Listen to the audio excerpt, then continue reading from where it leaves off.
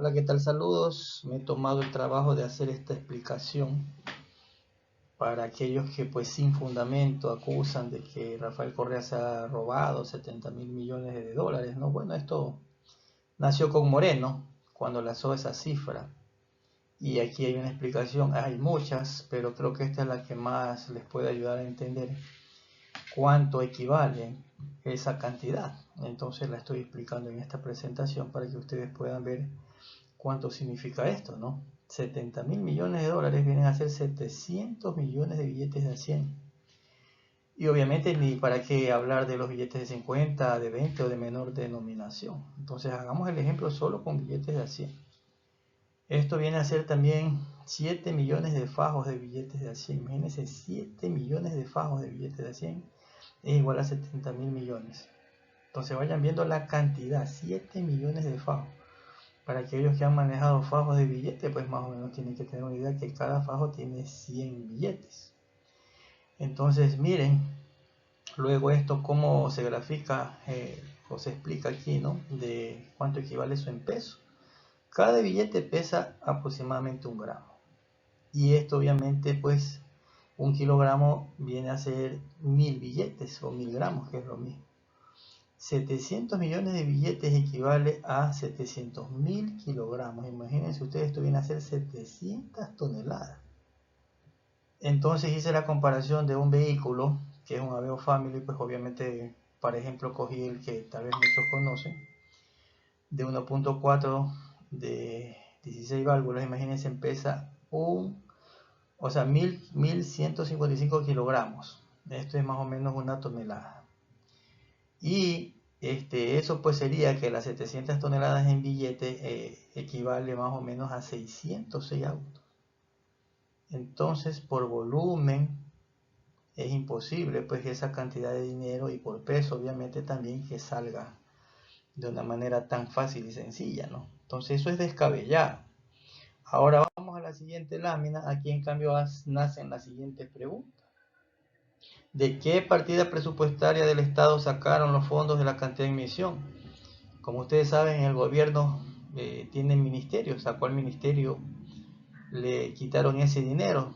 Si el Ministerio de Salud, si el Ministerio del Interior, de las Fuerzas Armadas, es decir, ¿de dónde sacaron esos fondos, no? Y eso como partida presupuestaria. Ustedes saben que el año vigente se lo reconoce como el año B, y el año B más uno el próximo año. Entonces a partir de este año se hace como quien dice, el presupuesto para el siguiente año. Por ejemplo, si X escuelas en una ciudad piden 600.000 dólares porque van a hacer este proyecto de pintar, de comprar nuevas bancas, entonces ya se asigna ese fondo para el año siguiente, el B más uno que se conoce. Entonces ya hay un fondo, una reserva de dinero o presupuesto que dice, bueno, esta plata va a ser destinada para eso. Y tienen todo un año de ejecutar esos 600.000 dólares. Ok, entonces esas son las partidas presupuestarias. Luego ya se debita del banco, ¿no? Pues puede ser el Banco del Estado, Banco del Pacífico, o de donde tenga el gobierno el dinero, para poder ya ahora sí que se haga el débito respectivo de dichos fondos. Pero primerito tiene que siempre haber un presupuesto de las famosas partidas presupuestarias. Entonces, ¿de qué partidas, de qué cuentas bancarias? Si no se sacó el dinero en efectivo, cuál fue la transferencia y a qué banco extranjero fue esos dinero. Pero imagínense hacer una transferencia por esa cantidad de 70.000 millones de dólares. O sea, es descabellado, ¿no? Tiene que existir lo que se conoce como la ruta del dinero, para saber, miren, salió desde aquí, de estas cuentas bancarias, llegó a tal cuenta del banco en extranjero. Nada que ver, o sea, no existe esa ruta.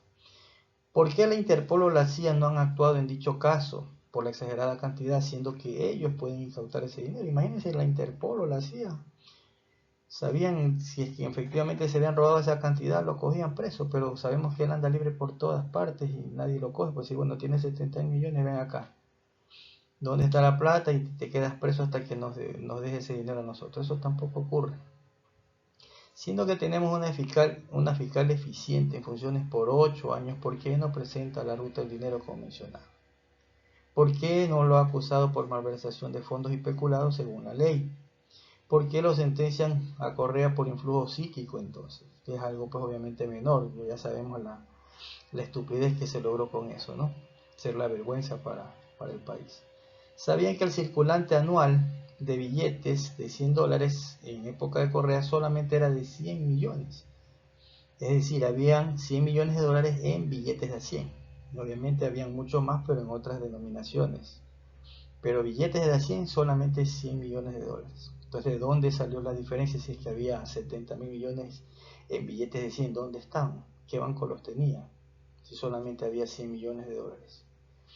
Y asimismo, para muchos saber cuál es el PIB del Ecuador anualmente, ¿no? Eso es importante saber. Recordemos que cuando entró Correa ya había una deuda también aparte, ¿no? De 16 mil millones. Y el gasto que él incurrió fueron como 25 millones, en total dejó como 42 mil millones. Ahora ya estamos cerca de los 90 mil millones y no se ven obras. Entonces, ¿qué pasó ahí? Son 8 años ya que no se ha hecho un puente, una escuela, nada que ver, entonces nos endeudamos más, pero sin que haya una inversión en lo público. ¿Ok? Esas son las preguntas que nacen de todo esto. Luego, a la fecha, porque esto lo saqué obviamente del internet, a la fecha se está pagando 9.700 millones en sueldos y salarios al sector público, que corresponde a militares, policías, profesores, médicos, personal administrativo. Imagínense, 9.700 millones. Si se robaron la cantidad en mención, ¿cuántos años estarían impagos los servidores públicos? O sea, no hubo bullas, no hubo huelgas, y dice, oiga, no tienen impago, como ahora sí está pasando que veo muchas manifestaciones que no se les está pagando a los servidores públicos, 3 meses, algo así, escuché mucha pena.